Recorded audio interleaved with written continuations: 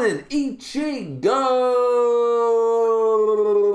And welcome, ladies and gentlemen, to Bleach episode review. And it's the Ikkaku fight episode. This is a pretty well animated fight. It steps us up. Yeah, the things get kind of grandiose after this, and this seems kind of subpar. Like, okay, like, Ikkaku really, like, being lieutenant class pretty much from the get-go. This is all he can do. This is all Ichigo can do at this. They're just fighting with swords. But it's like, yeah, but that's what Squad 11 is all about. Like, don't get me wrong. Of course, things get more grandiose. It happens in any long-running series where you kind of look back on some other fights and you're kind of like, seriously, these guys are like busting whole towns with their punches, and they didn't exactly go through a whole training arc that are just as strong. Like, if you go and see, I don't know, the fights in different series, any long-running series will have this issue. But I love this fight. So any fault on this fight because of later fights is totally lost on me. I really enjoyed it. I found it was very Squad 11. It was very Ichigo. It was very just put up your dukes and let's do this. Put up your sword. Bang, bang, bang. No fancy, it's like a lightsaber duel that's just lightsabers. No fancy force powers. No crazy running into all these obstacles to force jump over and get the high ground and all that fun jazz. No. None of that. Just straightforward, let's have a duel with swords. We're swordsmen. Let's fight with swords. There's no issue here. This is an actually really good fight. It's a really good fight. In fact, in the next episode, I have to see. I cannot go an episode knowing that we're not really going to get another shot of my favorite character, Kisuke Urahara, for a long time. The thumbnail had to, of course, be him and his captain, Hiyori. He looks like a total boss here and stuff, right? So, of course, I got to make that the thumbnail. But trust me. Next episode, we're getting Ikkaku. Because Ikkaku's a really good character. Voiced by Edward Elric, no less. Voiced by Vic. And yeah, I'm on the side of Vic. That's all circumstantial crap. But yeah, I hashtag side with Vic, or whatever the hashtag is for that. This was a really good episode, just the fight and everything. Like, yeah, we get the introduction, of course, the 3rd and 5th seed of the 11th squad, Ikkaku and stuff. And Ganju goes off and he does his own type of fight.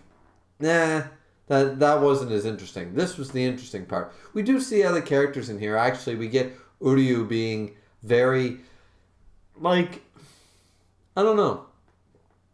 Is he supposed to have grown? Because he seems very concerned and very self-aware of his own problems, his own faults right in this episode. With Orihime, and then they go off on their little adventure sort of idea. It's a nice scene, don't get me wrong. It's a nice scene between Uryu and Orihime and such, where he bandaged her up and she was the one who saved him from the fall, but she got injured doing so, and blah, blah, blah, and Orihime tries to make him feel better. Of course, his father's a doctor, and yada, yada, yada, at the hospital, blah, blah, blah. So his first aid thing is just natural. But once again, it wasn't that long ago, maybe because I'm watching them so quick, but it wasn't that long ago that he was a total dick to just a classmate who asked him for a favor.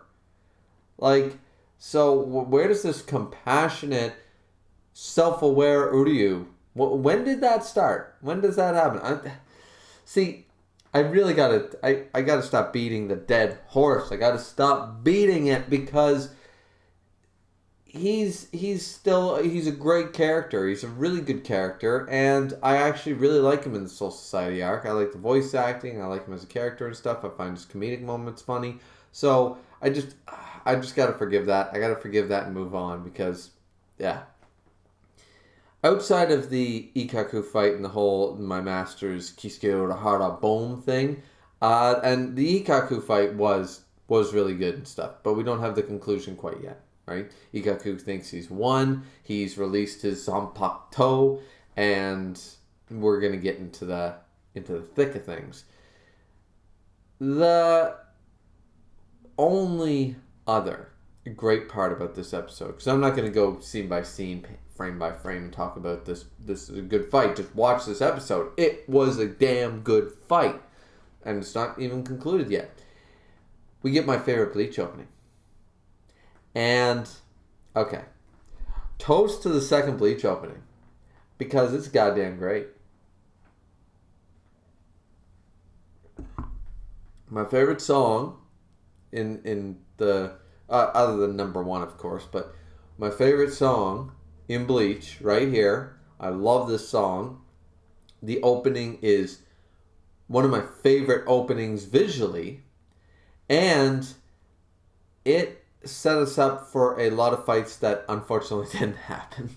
We didn't get Soifon. We did get Soifon versus Yoruichi and stuff, but not at the expense of Chad fighting a bunch of lieutenants and stuff like that. Or Hitsugaya versus Uryu or any of that stuff. Or the lieutenants facing Orihime, Ganju, and Hanataro. We didn't really get any of that. This is just more visual appeals. We do get Kenpachi, of course, versus Ichigo, and we do get Ichigo versus Renji. So, a little bit of hit and miss with what accurately happened, so to speak. This is why I never got why people... Like, this is a great opening. I love this opening. I love everything about it. It's just great, isn't it? It's just such a good opening. But the thing is, people put a lot of stock in openings. And I'm grateful the episode they put this in.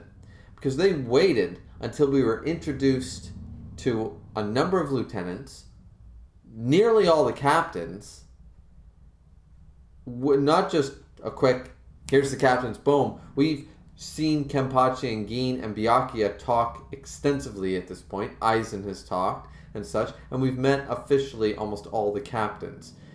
And some of the lieutenants. This is when we get the opening that showcases some, what you would consider, I guess, spoilers to reveals of characters or what have you. The perfect placement for this new opening to start. And I really, really liked it. Because actually, there's something I didn't mention in my last episode review.